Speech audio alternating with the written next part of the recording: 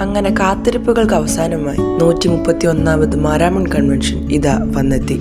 ഈ ഒരു സമയമാവുമ്പോൾ മനസ്സിന് പ്രത്യേക ഒരു സന്തോഷവും എക്സൈറ്റ്മെന്റും ഒക്കെയാണ്. ഇതിന്റെ ചരിത്രത്തെ പറ്റി പറയാനാണെങ്കിൽ ഏറെയുണ്ട്.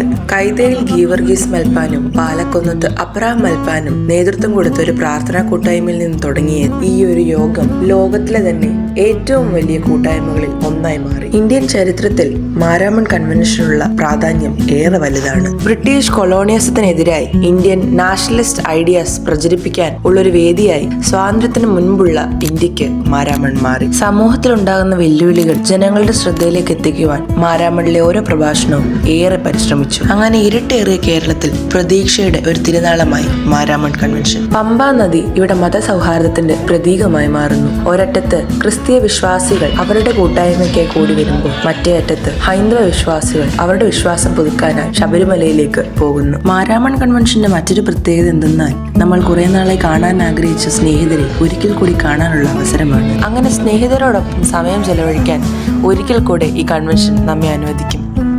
ഈ ഒരു കൺവെൻഷന്റെ കോർ മെമ്മറീസിൽ ഒന്നാണ് ഉച്ചയ്ക്കുള്ള പൊതിച്ചോറ്. എത്ര വലുതായെന്ന് പറഞ്ഞാലും ഉച്ചയ്ക്കുള്ള ആ പൊതിച്ചോറ് നമ്മുടെ ഫ്രണ്ട്സിന്റെ കൂടെയും ഫാമിലിയുടെ കൂടെ ഇരുന്ന് കഴിക്കുമ്പോൾ അത് വേറൊരു ഫീല് തന്നെ.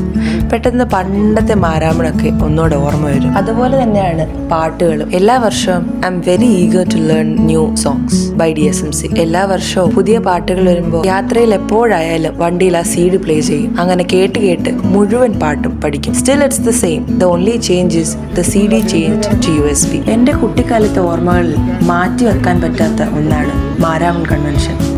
എല്ലാ വർഷവും അവിടേക്ക് വരുവാൻ ദൈവം എന്നെ സഹായിച്ചു. ഇനി മുന്നോട്ടും അത് സാധിക്കട്ടെ. And thanks for watching. Hope to see you again. Till then, have a good life and God bless you all.